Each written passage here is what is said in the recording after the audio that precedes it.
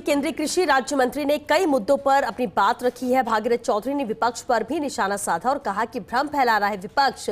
लोकसभा चुनाव में कम सीट मिलने पर चौधरी ने कहा कि उम्मीद के अनुसार नहीं मिली सीटें। राजस्थान में आधी आबादी के आरक्षण पर रखी उन्होंने बात और साथ ही कहा कि वरदान साबित होगा ये फैसला। पूर्व मंत्री हेमानंद चौधरी के बयान पर भी पलटवार किया। शब्दों में गिरावट नहीं आनी चाहिए और क्या कुछ कहा वो आपको सुनाते हैं। राजस्थान में इस बार 25 में से हालांकि 14 सीटें ही बीजेपी को मिली, लेकिन प्रतिनिधित्व की बात की जाए तो 4 मंत्री बनाए गए जिसमें एक आप भी हैं। वो पीएस वहां गाड़ी में क्या प्राथमिकता रहेगी आपकी, इस बारे में बताइए। देखिए, मैं आदरणीय प्रधानमंत्री जी का आभारी हूँ जिन्होंने मुझ पर भरोसा किया। मैं एक साधारण किसान के परिवार में जन्म लिया और मुझे पता है किसान की क्या पीड़ा है। शायद प्रधानमंत्री जी ने मेरे पर भरोसा किया है तो मैं उस भरोसे को कभी टूटने नहीं दूंगा। और इस देश के अन्नदाता किसान भाइयों के लिए मोदी जी का सपना है कि किसान की आमदनी दुगनी हो, हिंदुस्तान का अन्नदाता किसान समृद्ध हो, उसके घर में खुशहाली आए। इसके लिए वो 10 साल में जो काम किए हैं वास्तव में बेमिसाल हैं। चाहे किसान सम्मान निधि देने की बात हो, 2 किस्तों में 3-6 हज़ार रुपये, MSP बढ़ाने की बात हो 10 साल में 1 गुना, 2 गुना, 2.5 गुना, 3 गुना तक किया है।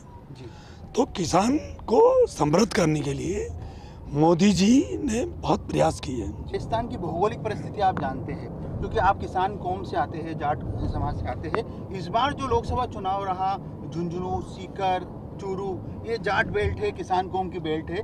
वहाँ पर बीजेपी वो प्रदर्शन नहीं दोहरा पाई जो कि उसके पहले के 2 चुनावों में दोहरा पाई। उसका एक बड़ा कारण क्या मानते हैं आप? देखिए, हमारे आशा के अनुरूप जी सीटें नहीं आई। हमें खुद को इसका मलाल है जी, परंतु मैं ये कह सकता हूँ कि मोदी जी जो कहते हैं जो करते हैं, यानी NDA की सरकार, भारतीय जनता पार्टी की सरकार जो कहती है वो करती है।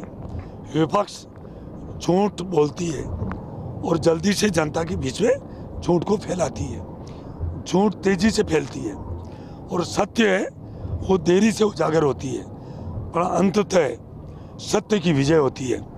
विपक्ष ने सबसे पहले तो ये अफवाह फैलाई, आम जनता में एक भ्रम फैलाया कि मोदी जी 30 बार प्रधानमंत्री बन गए तो SC ST OBC का आरक्षण खत्म कर देंगे, संविधान को बदल देंगे। जबकि मोदी जी ने यह कहा कि जब तक मैं जिंदा हूँ आरक्षण कभी खत्म नहीं होगा। परंतु इन्होंने ये भ्रम फैलाया और राजस्थान में पहले और दूसरे चरण में चुनाव थे, इसलिए उनका ये जो भ्रम फैलाया, कहीं न कहीं हमारी कमी खामी रह गई कि उस जनता के जो भ्रम को, जो उन्होंने भ्रम फैलाया, उसको हम सही ढंग से जनता को बता नहीं पाए। हाल ही में मुख्यमंत्री जी ने एक बड़ा फैसला लिया है, जो 3rd ग्रेड टीचर है उनकी जो भर्ती होगी उसमें 50% कोटा आरक्षण है वो महिलाओं को दिया है। पहली प्रतिक्रिया क्या है आप, क्योंकि ये डिसीजन लिया गया है? देखिए, जब भारत शक्ति मजबूत होगी, सशक्त होगी जी, तब ये देश सशक्त होगा, मजबूत होगा। इतिहास उठा के देख लो, हमारा देश पहले परम वैभव था, सोने की चिड़िया थी, दूध की नदियाँ बहती थी। शिक्षा के क्षेत्र में पूरे दुनिया में हमारा देश अव्वल नंबर था।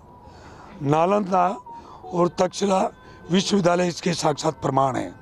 यहाँ शिक्षा पूरे दुनिया में नंबर 1 थी। दुर्भाग्य था कि पिछले कालखंडों में ये शिक्षा का, महिला शिक्षा का अभाव हो गया और हमारा देश पीछे चला गया। हमारे देश में कई तरह की विकृतियाँ आ गई, विषमताएँ आ गई, परंतु अब मोदी जी ने 1/3 लोकसभा विधानसभा में आरक्षण दिया है और हमारे मुख्यमंत्री जी ने जो 3rd ग्रेड टीचर में 50% महिलाओं को मौका दिया है, मैं कह सकता हूँ ये एक बहुत बड़ा एक वरदान साबित होगा।